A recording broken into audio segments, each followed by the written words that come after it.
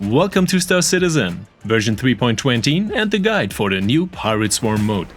After the Arena Commander and the modes there have changed fundamentally with Alpha 3.20, the Pirate Swarm mode has also been extensively reworked, and we now experience an epic mass battle with the participation of a Javelin destroyer on our side as well as an enemy Idris with several hammerheads as escorts on the enemy side.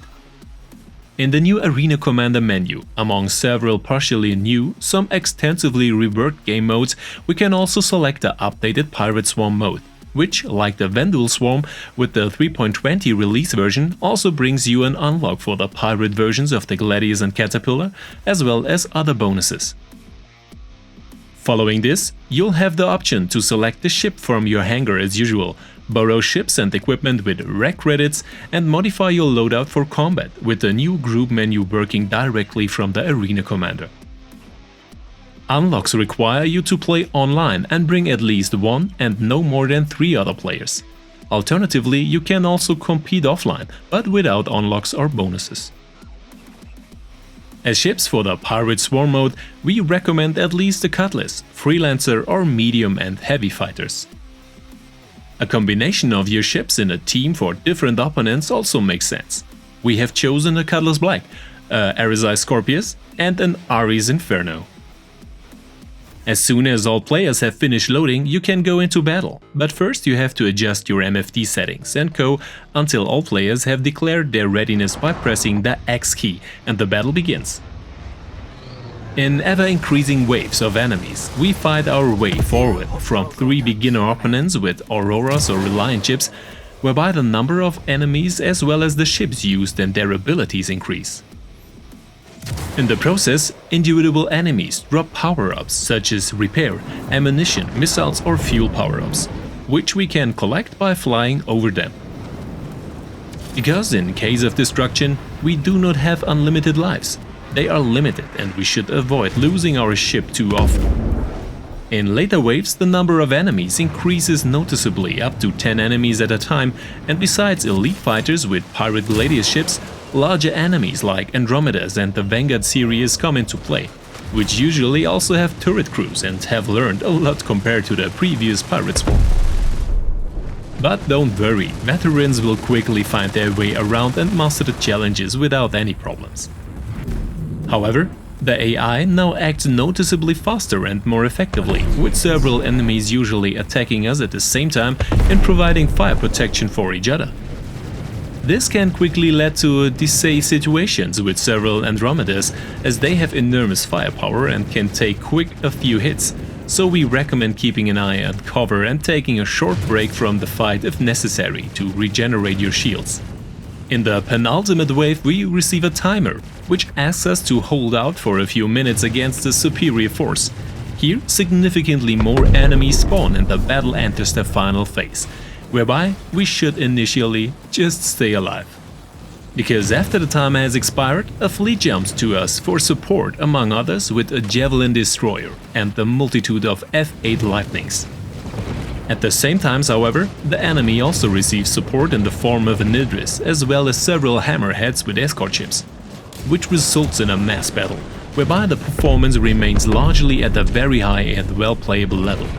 Our goal is now only to stay alive and to eliminate the hammerheads as well the escort ships, because the enemy Idris is not part of our mission objective, as well as survival of our own Javelin. However, the Idris offers the possibility to collect some bonus points and of course to enjoy an effective fight. You have to be effective and fast for this, because after shooting down the last escort ship and taking out all hammerheads, the mission is marked as complete and thus ends automatically. Especially ships with a high pilot firepower like a Corsair, 600i, Constellation or the Ares series are useful in direct combat against the Idris, after which otherwise the firepower is missing without a direct support of the Javelin in the short time.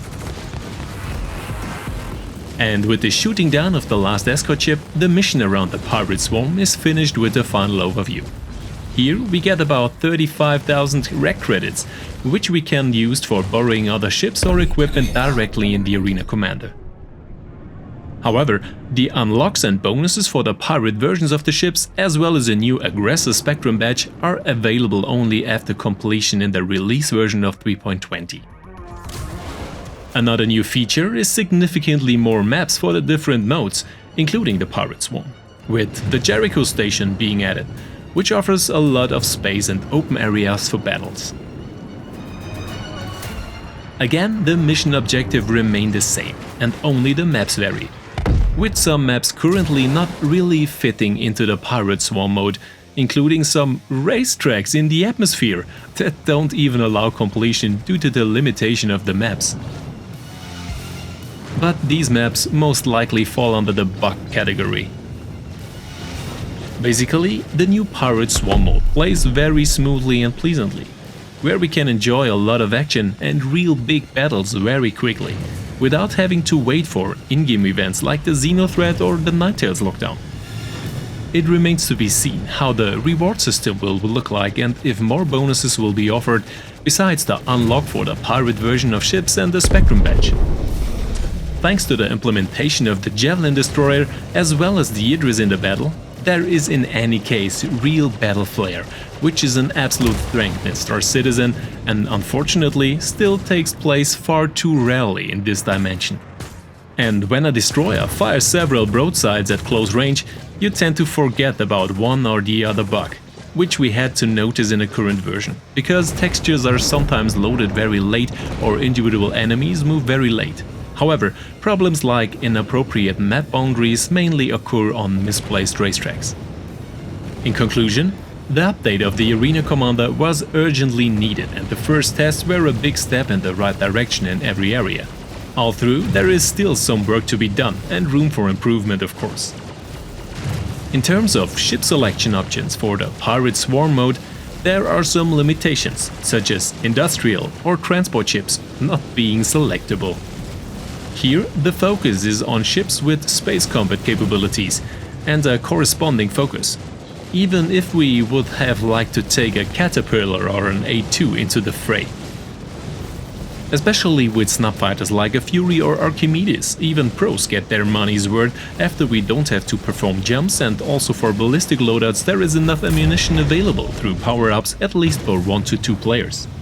So we can recommend the new Pirate Swarm to every citizen. And if you are looking for companions for the fight, feel free to check out our Discord at the RAL Retirement launch or our daily Twitch livestreams. And finally, a short look at one of the new racetracks, which can also appear again and again in the rotation for the Pirate Swarm. But the enemies spawn here already outside the map boundary.